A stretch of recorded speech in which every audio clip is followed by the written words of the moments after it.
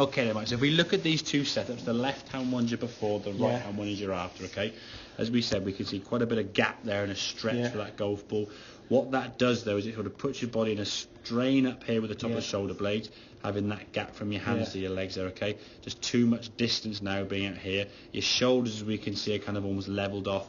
We look at the right-hand one here now, how you can see your right arm now underneath and down. Your left arm is visible. Yeah. So it means now your shoulders are in a much more kind of square orientation this way and that way, not going left and low and Yeah. pulling it left. Now the swing thought, once you've got yourself in a better position, because in the past when you went back, you couldn't really turn because of the stretch. You were trying to take the golf club way away from your body, pushing it away there, and swaying, so your head got to go more towards the golf, sort of moving on that white line now on the screen. Yeah. And your backswing is kind of shortish there. Yeah. You look at this one on the right hand side, just get this right hip, right shoulder to turn out of the way. Wow, the difference. And that's a much fuller. I mean, that's your backswing there. So you're taking the golf club further back. Yeah. Now, because you've gone back around here this way, this can now come back in the golf ball on a much better path. So as the club starts coming down, the checkpoints that we're looking at now, club coming down there, it's a smidgen steep, but certainly a lot flatter than it was before, okay? Whereas this one here now, we're coming back in the golf ball, that shoulder has already kind of gone forward. The club now is outside here a long way, whereas this one here, the club now, you see the club there, more on the inside, the golf ball here. Good strike of the ball. We turn through. Yeah. Look or less lack of your left elbow. Yeah. I mean, that's just chalk and cheese, isn't it? It is. I mean, that is just like, please don't go left. Yeah. I mean, that's your fact on this shot. As you see, you actually hit it fairly straight. And I went towards the screen there, a bit low left there. But with the ball at the screen, you see the impact, pretty much right in the middle of the line. Yeah. But you've done so by just hanging onto that club for dear life, which means you're going to be so tense in your arms, you're losing speed. Yeah. You're 3 wrongs making a right. Yeah. When it works, brilliant. Yeah. But the variety of shots you're going to get. Absolutely. Big old Yeah, slice, yeah, smother hook, or a good shot. Yeah. And And almost like- about equal proportions sometimes. One third is the round is going to be this, one Yeah, third is going to be like that, and so on. So with that better path coming the golf ball, your shoulder working down and under there, nice release of the golf club.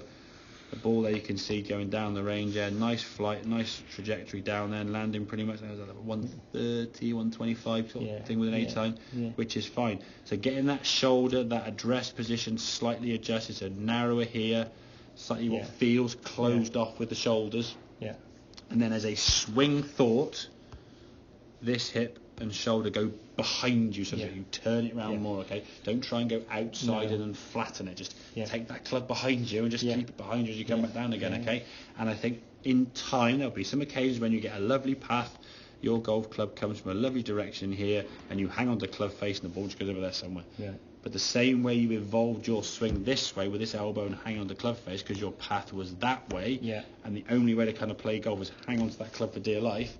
If that ball starts going over here, you go, well, I don't want to go over there somewhere. I'll allow my arms to kind of release and the ball can then start, the ball can start coming back to the flag and hitting a bit of a draw or a straighter shot. Yeah. But you're not thinking about kind of movements from here. Just get nice and loose, which you said you're less tense in your arms now. Yeah. The more you stretch out here, the more tension up there you're going to have. So you're more relaxed now. Turn behind the golf ball and just let the reactionary golfer now come from here. Just hit the ball from there. Don't think about your right shoulder and your arm. Just that club's going to come back down from a better angle. Your elbow stays down. You release the club nicely. Okay. But that's kind of where the practice comes in. Okay? Again, you recognise in the past, you recognise symptoms. You knew when you were over the top a little bit and you smothered it left and things were going a bit wrong. But what was causing it? Fundamental Setup.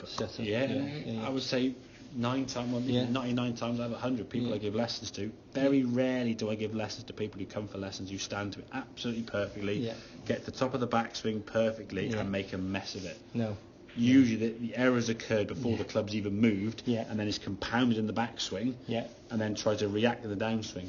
So you've got 2 or 3 things going wrong in the downswing and in the backswing and the takeaway and the setup, and then when you bring the golf club down from the top of the backswing up here, where if we say there's your top of the backswing there at 9.67, you're hitting the golf ball before 10 probably, 9.9. So 0.23 of a second. Good luck trying to adjust to that on a consistent basis. You'll do it because you're a good golfer. Well, And in some ways, the frustration that good golfers have is they do it on occasions quite well. Yeah. But when it doesn't work, you're like, bloody hell, how bad was that? Yeah, well, and the that's variation the thing. from good to bad. Exactly, Is the huge. variation from good to bad is huge. If I could get away with the variation and my bad shots were still quite the same shape or not just quite as far, I can live with that. I can't live with it being wide left, Exactly. wide right. I mean, and you then might go occasionally on down the the first middle. on the button and hit on the fairway on the first, 125 yards to the green, and then hit it to about 10 foot. 2 putt for a par, walk on the second, same par, 325 yards, and the bush is left somewhere. What have I done? Yeah. How does that work? I've just had the same club, same shot to 10 foot, and then the next one, I'm in 50 yards offline. So, does that make sense? So yeah, it does. It Excellent. does. And the thing is, it sort of feels right. You know, when it doesn't matter what sport you play. When you get it right, when you get it right, you know you've got it right. You know what good feels like. You know what good feels like. Exactly. And that feels. That looks feels much better. good. Yeah, very, very good, mate. Good stuff. Right.